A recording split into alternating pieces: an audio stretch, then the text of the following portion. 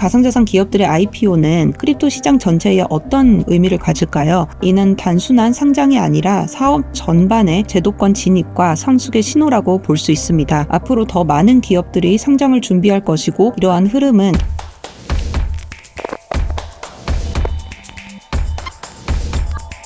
안녕하세요. 코빗 인사이트 최윤영입니다. 2021년 상반기 시장을 생각해 보시면요. 상승장이기도 했지만 코인베이스가 나스닥에 상장하면서 가상자산 산업의 시장에 관심이 높아졌습니다. 그로부터 4년이 지난 지금 다시 한번 가상자산 기업들의 IPO가 기대를 모으고 있습니다. SEC가 이전보다 훨씬 친화적인 태도를 보이면서 여러 유망 기업들이 상장을 준비하고 있다고 하는데요. 오늘 영상에서는 현재 시장에서 상장 가능성이 거론되고 있거나 상장 신청을 한 기업 5개 정도를 말씀드리려고 합니다.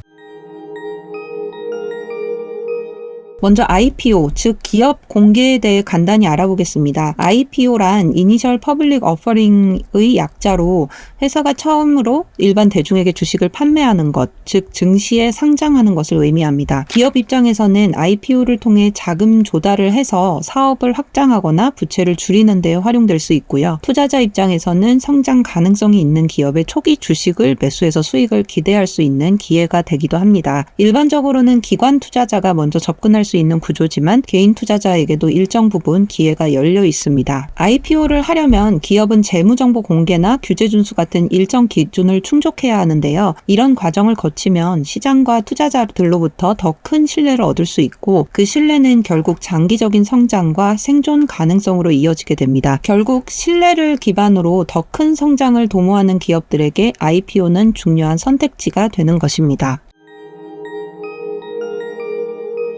첫 번째로 살펴볼 기업은 바로 서클입니다. 서클은 2013년에 설립된 핀테크 기업으로 온체인상의 P2P 결제에 특화되어 있고요. 우리가 잘 아는 USDC는 바로 이 서클과 코인베이스가 공동 발행한 스테이블 코인입니다. USDC는 현금이나 미국 국채 같은 현금성 자산으로 뒷받침되고요. 그 대부분은 SEC에 등록된 머니마켓 펀드, 일명 서클 리저브 펀드에 예치되어 있습니다. 이처럼 투명한 구조와 규제 준수는 서클이 가장 중요하게 여기는 부분이기도 합니다. 유럽에서는 미카, 그러니까 유럽연합의 가상자산 규제죠. 이거를 가장 먼저 충족한 스테이블 코인 발행사로 주목받았고요. 최근에는 일본에서도 관련 규제 승인을 받으며 시장을 넓혀가고 있습니다. 이 밖에도 유로화 기반의 스테이블 코인인 EURC, 그리고 기관 대상의 대량 발행 플랫폼인 서클 민트, 다양한 체인 간 자산 이동을 가능하게 하는 크로스체인 전송 프로토콜 등 서클은 단순한 스테이블 코인 발행사를 넘어서 블록체인 결제 인프라 기업으로 성장하고 있습니다. 이런 서클이 최근에 NYSE 상장을 신청했습니다. 서클은 이전에도 IPO를 시도한 적이 있는데요. 2021년 서클은 스펙 방식으로 상장을 추진했지만 SEC의 승인 지연과 FTX 사태 여파로 결국 무산됐습니다. 하지만 포춘지에 따르면 2024년 1월 서클은 SEC에 비공개로 IPO를 신청했다고 하는데요. 올해 4월 1일에 SEC에 S1 양식을 공식 제출하면서 IPO 절차를 본격화했습니다. 이러한 과정을 통해서 서클은 NYSE에서 CRCL이라는 티커로 상장을 추진하고 있습니다. 2024년 기준 서클은 14차례 투자 유치해서 총 11억 달러를 조달했고요. 2024년 기준 기업 가치는 약 50억 달러로 평가되고 있습니다. 참고로 코인베이스가 기술 중심 기업들이 많이 상장된 나스닥을 선택한 반면 서클은 나스닥에 비해 보수적이고 전통 금융기관과의 연계가 강한 NYSE를 선택했는데요. 이는 전통 금융과의 접점을 강조하는 서클이 기관 투자자 친화적이고 기관 투자자들의 신뢰를 얻으려는 전략으로 해석될 수 있습니다. 만약 이번에 IPO가 승인된다면 USDC는 물론이고 이더리움이나 솔라나처럼 USDC를 지원하는 블록체인 생태계 전반에 긍정적인 신호가 될 수 있을 거라고 생각이 듭니다.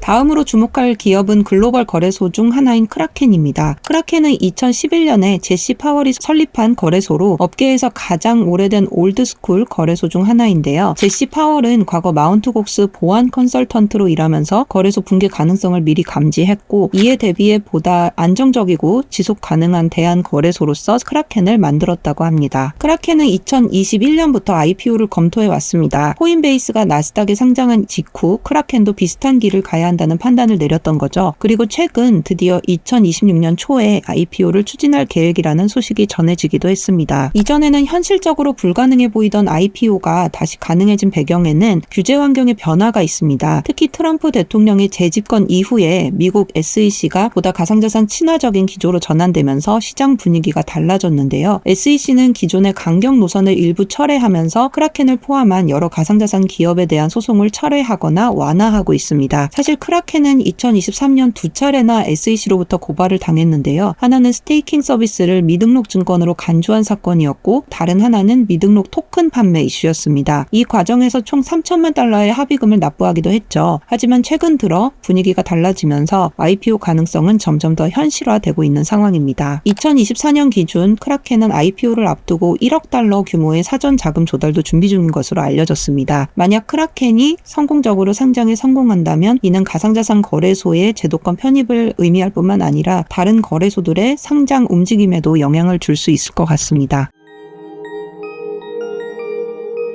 세 번째 소개할 기업은 애니모카 브랜즈입니다. 애니모카 브랜즈는 홍콩에 본사를 둔 기업으로 블록체인 게임, NFT, 메타버스, 그리고 벤처 투자까지 웹3 전반에 걸쳐서 활발하게 사업을 펼치고 있는 말 그대로 웹3 종합 기업입니다. 이 회사는 원래 모바일 게임을 주로 다루던 모 회사 애니모카에서 분사해서 2014년 야시우와 데이비드 킴이 공동 설립했는데요. 현재는 세 가지 사업축을 중심으로 운영되고 있습니다. 블록체인 기반 게임과 메타버스를 포함한 웹3 사업, 프로젝트 토크노믹스나 유동성 설계 등을 자문하는 가상자산 컨설팅, 그리고 540개가 넘는 프로젝트에 투자하고 있는 벤처 투자 부문입니다. 특히 더 샌드박스처럼 메타버스 열풍을 이끌었던 대표 프로젝트를 포함해서 게임과 NFT 중심의 블록체인 프로젝트들에 가장 많이 투자하고 있는 기업으로도 유명하죠. 사실 애니모카 브랜즈는 이미 한 차례 상장 경험이 있습니다. 2015년 호주 증권거래소에 상장됐지만 규제 및 공시기준 충족 문제로 인해서 2020년 3월에 자진 상장 폐지를 진행했습니다. 당시의 야시우 회장은 오히려 이 탈상장이 회사의 성장에 더 큰 자유를 가져다 줬다고 언급하기도 했습니다. 그런 애니모카 브랜즈가 다시 상장에 도전할 계획을 내비쳤는데요. 이번에는 홍콩과 중동 지역처럼 크립토 친화적인 지역을 대상으로 IPO를 추진하고 있습니다. 특히 홍콩은 전 세계에서 크립토 도입률이 가장 높은 도시 중 하나로 만약 여기서 IPO가 이뤄진다면 상당한 주목을 받을 가능성이 큽니다. 정확한 시점은 아직 공개되지 않았지만 시장 상황과 자문사 영입 상황에 따라서 이르면 올해 안에도 상장 계획이 구체화될 수 있다는 관측도 나오고 있습니다. IPO가 진행된다면 단일 기업 이슈를 넘어서 웹3 전반의 성장성과 시장 신뢰를 확인하는 중요한 이벤트가 될 수 있다는 점에서 주시할 필요가 있겠습니다. 마지막으로 소개할 두 기업은 각기 다른 방식으로 시장에서 중요한 역할을 하고 있는 블리시 글로벌과 체인얼리시스입니다. 먼저 블리시 글로벌은 비교적 신생 거래소이지만 빠르게 주목받고 있고요. 기관 투자자 중심의 플랫폼입니다. 2021년 12월에 설립됐고 운영을 맡고 있는 톤 팔리는 뉴욕 증권거래소, 아까 나온 NISE의 전 회장이죠. 또한 마이크 노브그라츠, 피터 틸 같은 유명 인사들이 투자자로 참여하고 있습니다. 특히 피터 틸은 트럼프 행정부와 가까운 관계를 맺고 있어서 정책 변화에 민감한 가상자산 업계에서 주요한 정치적 연결고리로 주목받고 있습니다. 블리시는 2023년 11월 가상자산 전문 미디어죠. 코인데스크를 인수하면서 단순한 거래소를 넘어 정보와 거래가 결합된 통합 플랫폼으로의 전환을 꾀하고 있다는 점도 주목할 만합니다. 이 회사는 이미 한 차례 상장을 시도한 이력이 있습니다. 2021년 스펙 합병을 통해서 90억 달러의 IPO를 계획하기도 했지만 시장 상황 악화로 무산됐고요. 하지만 현재는 2025년